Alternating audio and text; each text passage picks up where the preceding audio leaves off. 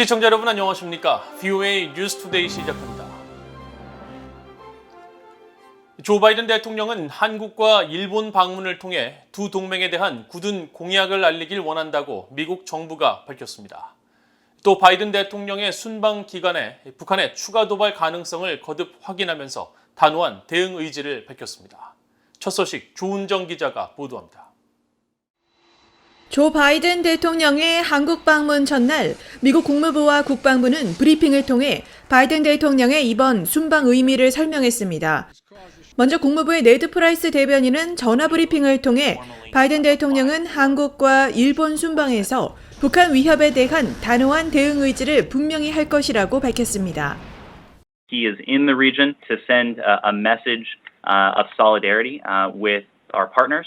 To send a message that the United States is there and will be there for our allies and partners, to provide deterrence, to provide defense for our treaty allies in the region, of course, the ROK and Japan, both of which the President will have an opportunity to visit in the coming days, and to make very clear that we'll respond decisively to any threats and any aggression.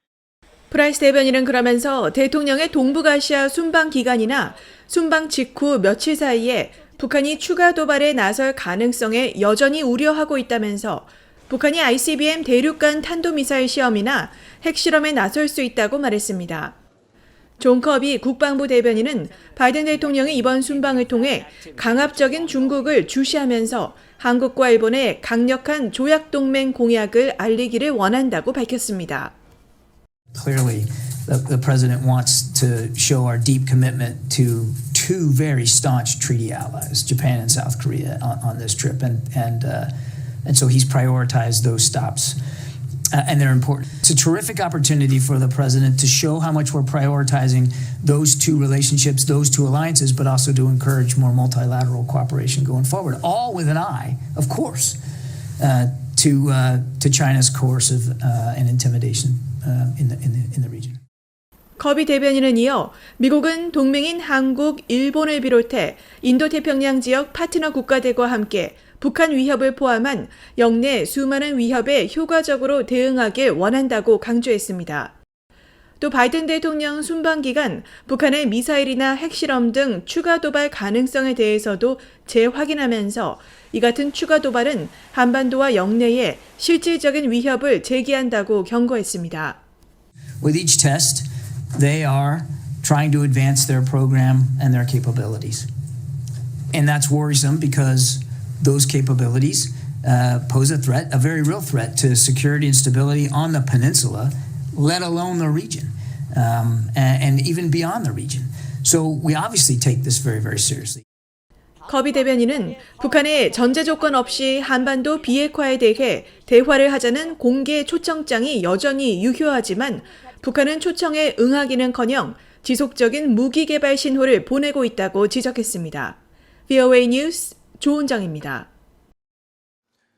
조 바이든 미국 대통령이 취임 후 처음으로 한국과 일본을 순방 중인 가운데 미국 공화당 상원 의원들은 바이든 대통령에게 인도태평양 지역에 대한 경제 전략 강화를 촉구하는 서한을 발송했습니다. 의원들은 5가지 방안을 제언했는데 한국 등과 영내 전략 프로젝트에 대한 투자 협력을 늘려야 한다는 내용도 담겼습니다. 이조은 기자가 보도합니다. 미국 상원 외교위원회의 제임스 리시 공화당 간사와 상무위원회의 마리아 켄트웰 공화당 간사가 19일 바이든 대통령에게 보낸 공개 서한입니다. 의원들은 인도태평양 지역에 대한 바이든 대통령의 관여는 미국의 영내 전략이 경제와 상업적 관여를 우선시한다는 점을 보여줄 중요한 기회를 제공한다고 강조하면서 바이든 대통령이 인도태평양 지역에서 더 강력한 경제 무역 어젠다를 추구할 것을 촉구했습니다. 특히 성장 중인 인도태평양 지역 경제와 미국과의 연계를 강화하는 것은 미국 공급망의 탄력성과 영내 번영, 그리고 공동의 이익 증진 등 미국 국내 성장에 매우 중요하다는 겁니다. 인도태평양 지역에 대한 미국의 경제협력 강화를 촉구하는 의원들의 이번 서한은 바이든 대통령의 취임 후 첫 아시아 순방 일정에 맞춰 발송됐습니다. 바이든 대통령은 20일 한국에 도착해 세계 최대 반도체 생산기지인 삼성 반도체 평택 캠퍼스를 시찰한 뒤 양국 간 글로벌 공급망 협력의 중요성을 강조했습니다. 의원들은 특히 서한에서 중국은 인도태평양 지역에서 약탈적 투자 행위를 하고 때로는 독점적인 경제 활동을 해 극도로 우려스럽다면서 바이든 대통령이 내년에는 인도태평양 지역에서 실질적이고 구체적인 미국의 경제적 관여를 보여줄 많은 기회를 제공해야 한다며 5가지 방안을 제언했습니다. 먼저 인도태평양 경제 프레임워크 IPEF에 기술된 것을 포함해 파트너국들이 미국과 협력할 수 있는 가시적 동기를 제공하는 강력한 무역협정과 같은 계획을 추구하고 동남아시아와 태평양 제도에 대한 경제적 지원 계획을 늘릴 것을 제안했습니다. 또 공급망에 대한 구체적인 계획과 미국 기업들이 주요 공급망을 다양화할 수 있는 인센티브를 발표할 것과 한국을 비롯해 일본, 호주, 영국, 그리고 유럽과 인도태평양 영내 전역에 걸친 전략 프로젝트에 대한 공동투자 협력을 강화할 것을 제언했습니다. 이와 관련해 의원들은 과거 미국과 동맹 파트너국들이 팔라우로 가는 해저 케이블 건설과 파푸아뉴기니의 전력화 프로젝트의 공동투자에 성공한 사례를 거론하면서 미국이 이런 노력을 더 늘리는 것이 필요하다고 강조했습니다. 의원들은 이어 인도태평양 지역 파트너국과 미국의 생산자 그리고 제조자들의 에너지 경제적 요구에 맞는 에너지 전략을 증진할 것도 제안했습니다. 인도태평양 지역에서 성장하는 무역 구조와 경제적 유대관계 확대에 대한 파트너국들의 관심은 모두 미국에 엄청난 기회를 제공한다는 겁니다. 의원들은 그러면서 미국은 인도태평양 경제 전략에 대한 야망과 비전을 가지고 서둘러 이 같은 기회를 잡아야 한다고 강조했습니다. VA 뉴스 이존입니다. 북한의 대륙간 탄도미사일 ICBM 위협에 대비해 차세대 요격기를 더 일찍 배치할 필요가 있다고 글렌 베너크 미국 북부사령관이 밝혔습니다. 베너크 사령관은 18일 상원 군사위원회 전략군 소위원회 미사일 방어 예산 심의 청문회에 제출한 서면 보고서에서 현재 탄도미사일 방어 역량과 능력은 불량 국가의 제한된 탄도미사일 공격을 제압하기에 충분하지만 북한은 점점 더 복잡하고 능력 있는 전략 무기를 계속 개발하고 있다면서 이같이 밝혔습니다.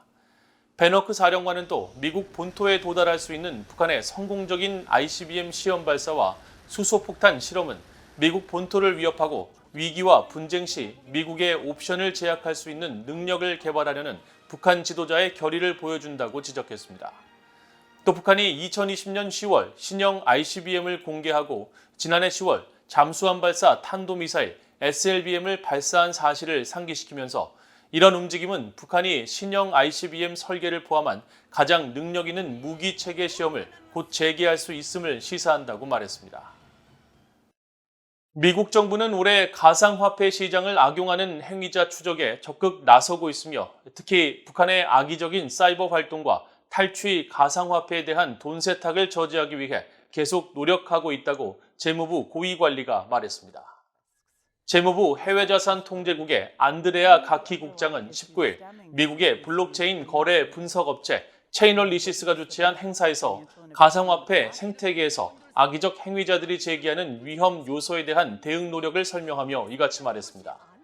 이어 재무부가 최근 북한의 해킹 활동에 이용된 가상화폐 믹서 회사 블렌더에 처음으로 제재를 부과하고 역대 최대 규모인 6억 2천만 달러 탈취 사건과 연계된 암호화폐 지갑 4곳을 제재했다고 설명했습니다.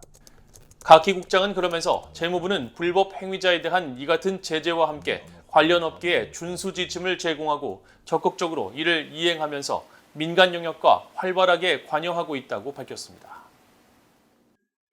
국제 백신 공급 프로젝트 코백스는 북한 내 신종 코로나 바이러스 발병 사태와 관련해 북한 정부가 요청하면 언제든지 백신을 지원할 준비가 돼 있다고 밝혔습니다. 코백스 협의체를 주도하는 세계 백신 면역연합 가비의 대변인은 20일 VOA에 북한이 코로나 백신 접종 프로그램을 시작하기로 결정하면 코백스의 목표와 기술적 고려를 바탕으로 백신을 제공하고 북한이 국제 백신 접종 목표를 따라잡을 수 있도록 할 것이라면서 하지만 지금까지 북한으로부터 코로나19 백신에 대한 정식적인 요청이 없었다고 밝혔습니다. 이와 관련해 UN 아동기금 유니세프는 19일 성명을 통해 북한의 코로나 발병에 대해 심각하게 우려하며 바이러스 확산을 억제하기 위한 정부의 노력을 즉각 지원할 준비가 돼 있으며 관련 지원 물품을 이미 준비해 놨다고 밝혔습니다. 이상으로 VOA 뉴스투데이를 모두 마칩니다. 시청해주신 여러분 고맙습니다.